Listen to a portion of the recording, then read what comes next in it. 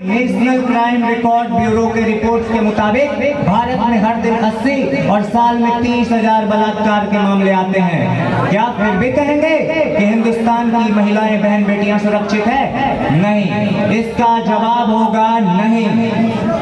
मुझे पता है कि मैं जिस विषय पर आप सबसे बात करने जा रहा हूं, इस विषय पर हम लोग बात तभी करना चाहते हैं जब घटना अपने ही साथ हो। आज से हमारे देश में किसी भी बहन बेटियों के साथ गलत होगा तो हमें उसे अपनी बहन बेटी समझकर इंसाफ दिलाने के लिए आगे आना होगा।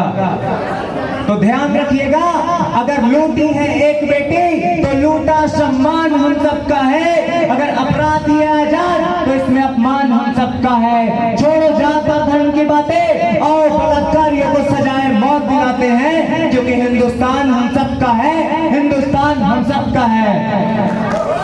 अब इसके बाद आज के बाद भारत में अगर किसी भी बहन बेटी के साथ बलात्कार होगा तो उसे इंसाफ दिलाने के लिए हमें आपको आगे आना होगा, उसे अपनी बेटी बहन समझकर। हमें सबसे पहले कानून का सहारा लेना चाहिए, लेकिन जिस दिन वही कानून हमें बेबस, लाचार और बेसहारा महसूस करा दे तो याद रखना मेरे भाई, अपनी बहन के साथ हुए गलत का बदला लेने के लिए इंसाफ अपने तरीके से करना होगा। तो कान खोल कर सुन लो बलात्कारियों,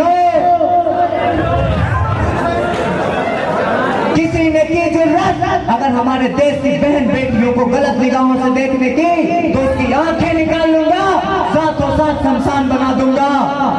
हालांकि हमारे देश में काफी ऐसे भी मामले हैं जहां कानून हमारा सपोर्ट करती है, इंसाफ दिलाने तक सहारा बनकर खड़ा रहती है। तो जैसे निर्भया कांड में हमारी बहन निर्भया को इंसाफ मिला था, तो उस 17 साल की बहना को इंसाफ मिला होगा कि उस 17 साल की बहना को इंसाफ मिला होगा जब उसके दरिंदे फांसी के फंदे चढ़ा होगा, कि जब उसके दरिंदे फांसी के फंदे चढ़ा होगा। जब हमारे देश में महिलाओं बहन बेटियों के साथ बलात्कार होता है तो अदालत जब बलात्कारियों को सजाए मौत देती है तो बलात्कारी रोता है, चीखता है, चिल्लाता है, गिड़गिड़ाता है, बिलखता है। तो मैं रोते बिलखते गिड़गिड़ाते हुए दरिंदों के लिए 2 लाइनें कहूंगा कि आज रोए थे तुम तो कल क्या सोए थे तुम, कि आज रोए थे तुम तो कल क्या सोए थे तुम, कि तब तुमने ये नहीं सोचा था कि उस माँ की ममता,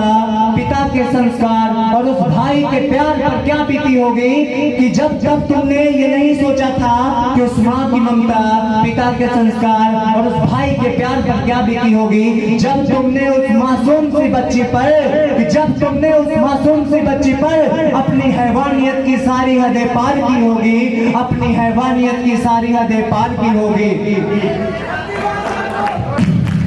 धन्यवाद। अब हम लोग अपने देश की महिलाओं के सुरक्षा के लिए एक संकल्प लेंगे। तो इसके लिए आप सब संकल्प मुद्रा में आ जाएंगे। मैं बोलने के बाद अपना नाम लेना है।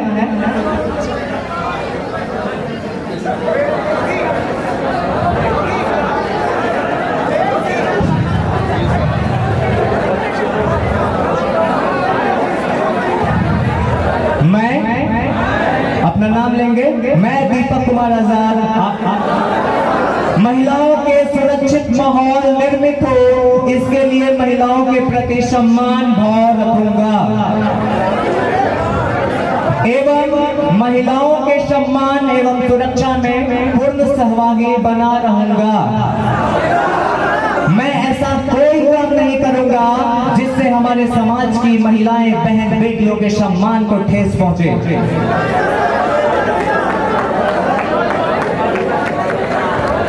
अब चूंकि प्रोग्राम में डिले है, अगला तैयारी भी हुआ नहीं है, तो हम आप सबके सामने कुछ शायरी पेश करने जा रहा हूँ। कि क्या था कि अर्ज किया है, मेरा मयार नहीं मिलता मैं आवारा नहीं फिरता, मेरा मयार नहीं मिलता मैं आवारा नहीं फिरता, और मुझे सोचकर खोना क्योंकि मैं दोबारा नहीं मिलता। उसके बाद क्या है कि रोजगार के मामले में मेरे दोस्त हैं बिल्कुल क्लीन, रोजगार के मामले में मेरे दोस्त हैं बिल्कुल क्लीन, लेकिन उनको शादी के लिए सिर्फ जैकलीन चाहिए। तकदीर लिखने वाले एक एहसान लिख दे, मेरे जूनियर्स के चेहरे पर मुस्कान लिख दे। तकदीर लिखने वाले एक एहसान लिख दे, मेरे जूनियर्स के चेहरे पर मुस्कान लिख दे। ना मिले ये जिंदगी कभी दर्द उसे, चाहे उसकी तकदीर में मेरी जान लिख दे। अब क्या है कि किसी का, जैसे कि किसी दोस्त का दिल टूट जाता है तो उसके बाद वो यूपीएससी का तैयारी करने लगता है, तो किसी का होता है किसी का नहीं भी होता है। तो उसके लिए क्या है कि पंख पाकर भी आसमां से बगावत नहीं की तुमने, कि पंख पाकर भी आसमां से बगावत नहीं की तुमने, यानी परवाज वाली कोई हरकत नहीं की तुमने, यानी परवाज वाली कोई हरकत नहीं की तुमने। और क्या कहा, दिल टूटने के बाद भी यूपीएससी क्लियर नहीं हुआ तुमसे, यार मतलब तुमने सच्ची मोहब्बत नहीं की।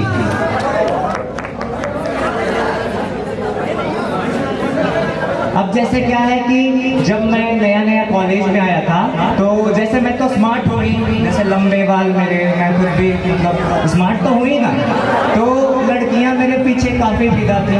जूनियर्स लड़कियां भी फ्लर्ट करती थी। अब जूनियर्स लड़कियां मेरे लिए पता है क्या गाती थी, ऐसे जरूरी है मुझको तू जैसे हवाएं सांसों को, ऐसे तलाशूं मैं तुमको जैसे कि पैर जमीनों को। हंसना या रोना हो मुझे, पागल सा ढूंढूं मैं तुम्हें। अब मुझसे मोहब्बत हो ना हो, अब मुझको इजाजत हो ना हो। टूटे दिल के टुकड़े लेकर मैं तेरे दर पे ही रह जाऊंगा हो, मैं फिर भी तुमको चाहूंगा, इस चाहत में मर जाऊंगा, मैं फिर भी तुमको चाहूंगा। अब समय बीतता गया, हम भी देखे कि भाई अब लड़का है ना यार, अब लड़का तो पिघल ही जाता है ना, अब दिल है भाई, तो मेरा भी किसी पे दिल आ गया, तो फिर अब मुझे भी तो कुछ गाना पड़ेगा। तो फिर मैं क्या सुनाता था, बेशक तुम मेरी मोहब्बत हो है, बेशक तुम मेरी मोहब्बत हो, ये दिल है दीवाना तुमको ही चाहे, ये दिल है दीवाना मुझको ही चाहे। तुम मेरी चाहत हो, बेशक तुम मेरी मोहब्बत हो है, बेशक तुम मेरी मोहब्बत हो। अब क्या है कि अब मोहब्बत हो जाता है तो झगड़ा भी होता है। अब प्यार हो गया, मोहब्बत हो गया, झगड़ा होता है, नाराजगी आती है, तो उसमें क्या है कि भुलाने वाली यादें, भुलाने वाली बातें याद बहुत रहती है, भुलाने वाली बातें याद बहुत रहती है, तेरे पास रहकर ये जिंदगी आबाद बहुत रहती है। अरे कोई तो होगा जो मेरी किस्मत में इंसाफ लिख रहा होगा, अरे कोई तो होगा जो मेरी किस्मत में इंसाफ लिख रहा होगा। यार क्या बताऊं इस मोहब्बत के बाद, ये जिंदगी उदास बहुत रहती है।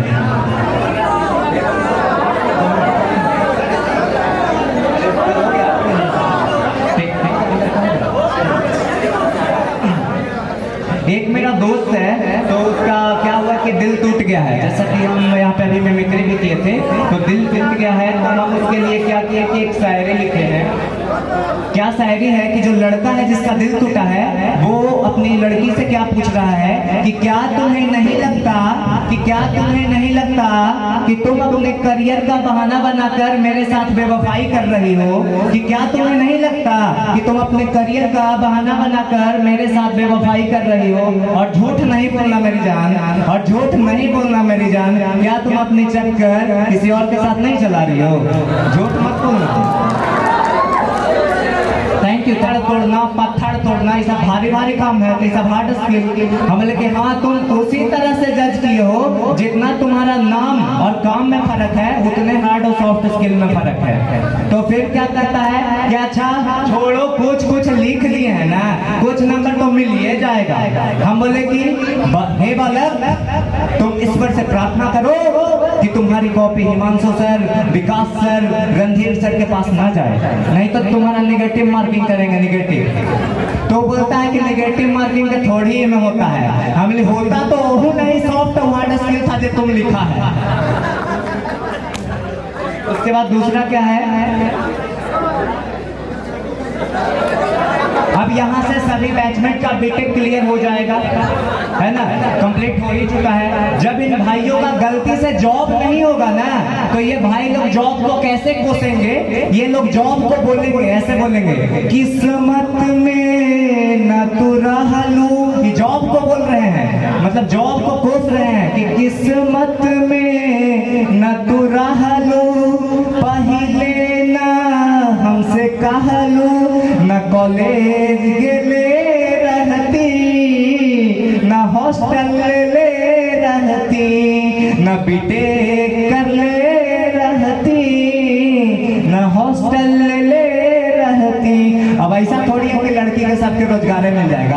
अरे लड़की भी बेरोजगार रहेगी तो उन लोग का तो भाई शादी हो जाएगा।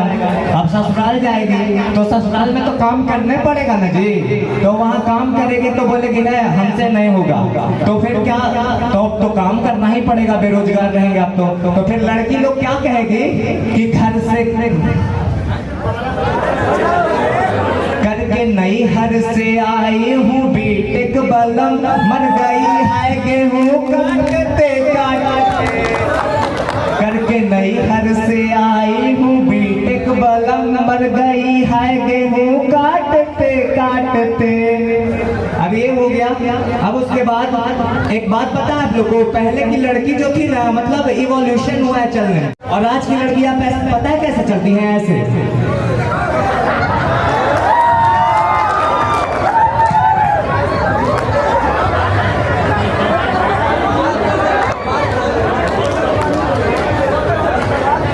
उसके बाद क्या है,